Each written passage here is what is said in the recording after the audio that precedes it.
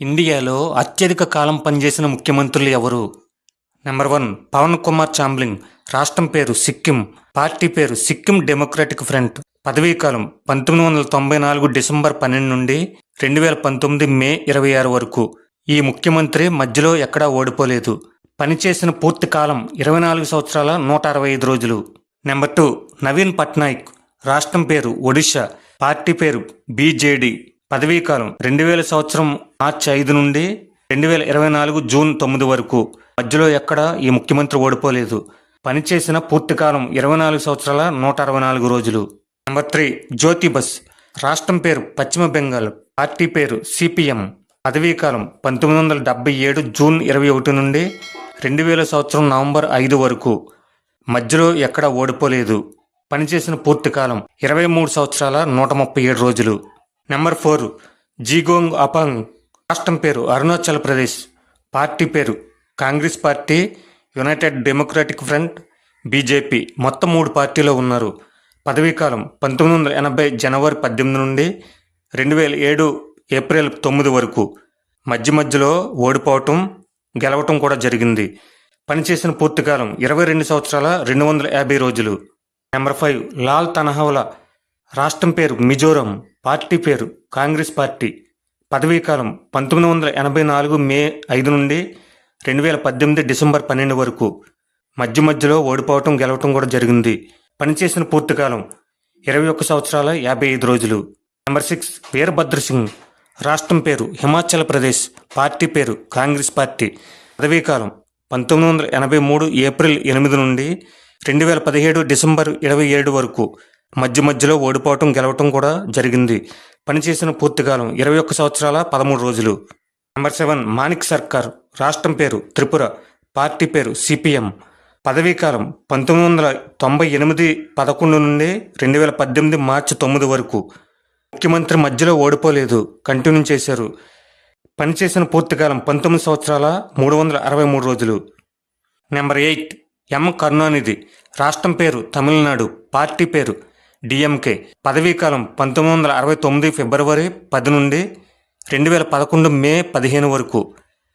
మధ్యలో ఓడిపోవటం, గెలవటం కూడా జరిగింది. పనిచేసిన పూర్తికాలం 18 సంవత్సరాల 360 రోజులు.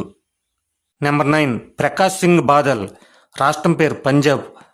పార్టీ పేరు ఎస్ఏడి. పదవీకాలం 1970 మార్చి 27 నుండి 2017 మార్చి 16 వరకు. మధ్యలో ఓడిపోవటం, గెలవటం కూడా జరిగింది. పనిచేసిన పూర్తికాలం 18 సంవత్సరాల 350 రోజులు.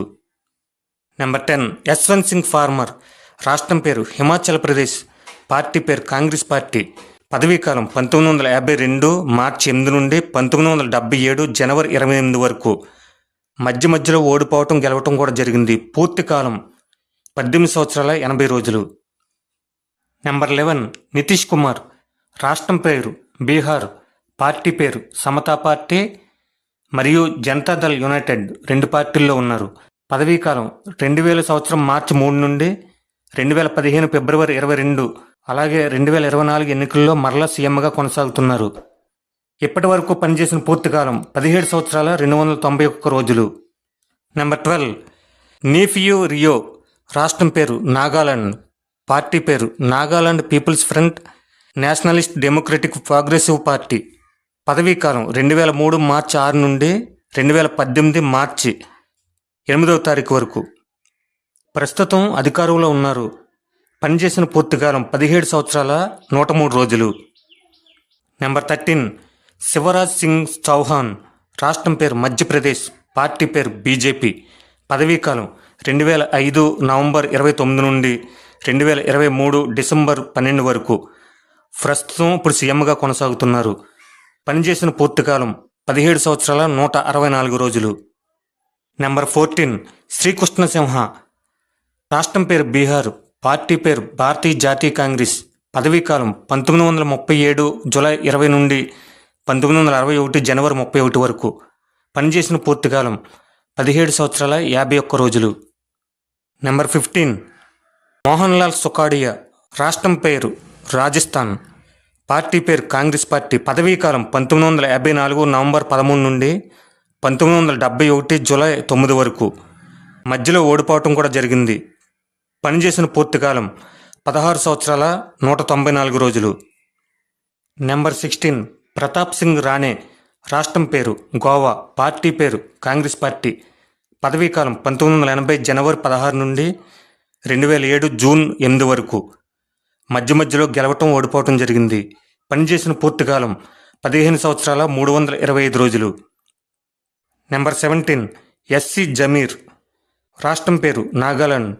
పార్టీ పేరు యునైటెడ్ డెమోక్రటిక్ ఫ్రంట్.